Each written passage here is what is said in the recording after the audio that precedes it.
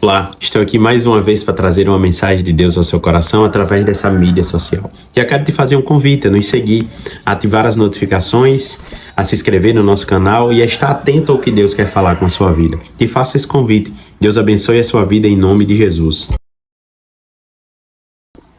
O tema da mensagem de hoje é muito importante. Jesus procura frutos. Nós vamos usar como base o texto de Mateus, no capítulo 21, no versículo 17, que diz assim: E deixando-os saiu da cidade e foi para Betânia.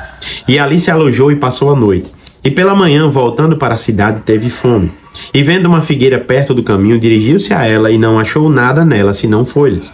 E disse-lhe: Nunca mais nasça fruto de ti. E logo se secou a figueira. Em outro evangelho, a Bíblia vai dizer que ela secou-se desde as raízes até em cima, totalmente. Essa palavra nos traz uma grande verdade de Deus. E nesse momento agora nós precisamos avaliar e entender como é que funciona, como é que era a safra e como é que a figueira ela produzia seus frutos. A história vai dizer, e a própria ciência, a agricultura, que as figueiras elas têm uma diferença das demais outras árvores.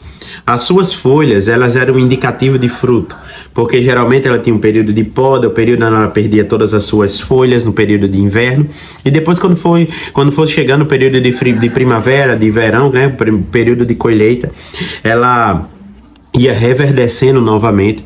E uma figueira que possui folhas, ela é um indicativo que ela tem frutos, porque quando nasce as folhas, as folhagens, entre os brotos, entre essas folhas e o caule, entre essas folhagens vai nascendo os frutos dela. Então a Bíblia diz que Jesus nesse momento vem passando de Israel, vai a Betânia e no outro dia volta a Jerusalém. E nesse caminho ele teve fome, ele tinha uma necessidade natural agora. Ele precisava comer. E a história vai nos dizer, eu li um comentário que diz que existiam 3 períodos de colheita em Israel para figueira. Um período próximo de abril, que é o que está acontecendo aqui, basicamente, que é chamado de pré-figo. Esse figo não é tão suculento como os demais, mas como não tem outra coisa nesse período, as pessoas consumiam o figo, mesmo sem ele ser suculento ou mais saboroso da safra. E nesse período agora, os pré-figos começam a aparecer. E embora não esteja na alta estação, na colheita literalmente, mas são os primeiros frutos, os pré-figos. Logo em seguida nós temos entre maio e junho os figos, maio, junho e julho, os figos mesmo, que é a colheita, que é os melhores frutos. E por fim os frutos tardios, que são em agosto, que já é no finalzinho já, ali da safra, aonde a figueira, ela vai, já está finalizando a sua safra, o seu período de colheita, e vai entrar no processo de inverno, poda, tudo isso. E isso é muito interessante. A Bíblia nos diz, e a história vai nos dizer de outra parábola, onde Jesus fala lá em Lucas, que ele chegando, o dono da seara, chegando a videira, ele vê uma figueira, uma vide que já faz 3 anos que ele vem e não encontra fruto nela. Ele diz: eu podarei, eu vou acortar e lançar no fogo, porque esse é o destino da figueira infrutífera ou infértil. A sua madeira, o caule, ele só é usado para ser cortado e lançado no fogo. Isso é muito interessante, e olha que interessante isso, que remete toda a palavra de Deus. João Batista diz lá no começo, ele diz: eis que o machado está posto, Mateus capítulo 3, no versículo 9, 10 e 11, e ele irá cortar e lançar ao fogo e fazer separação, entre aqueles que produzem não. E no versículo 7 ele diz assim: produzam, pois, frutos dignos de arrependimento, ou seja, produzam sinais que demonstrem o vosso arrependimento. Nesse momento João Batista se indigna, porque entra na fila do batismo, fariseus e saduceus que não tinham ainda entendido ou crido literalmente na vinda do Messias ou na chegada dele.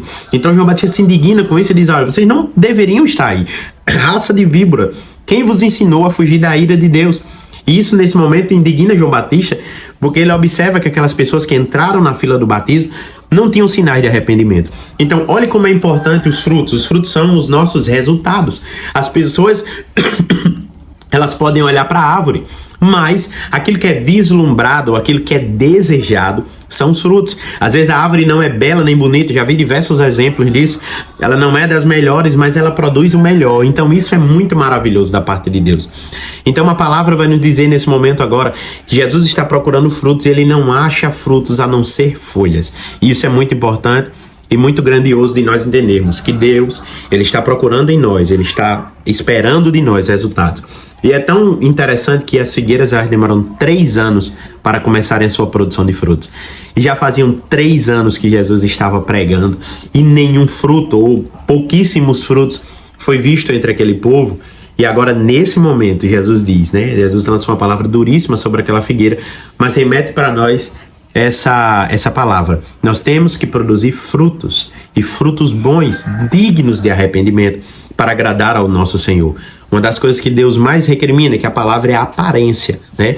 Porque a aparência ela não é, ela parece. E nesse momento, a figueira não era, ela apenas parecia. Que essa palavra possa tocar o teu coração e Deus te abençoar em nome de Jesus. Que Deus te abençoe. Eu faço mais uma vez o convite. Inscreva no nosso canal, ative as notificações para sempre ser notificado e abençoado com a palavra de Deus. E o mais importante, produza frutos.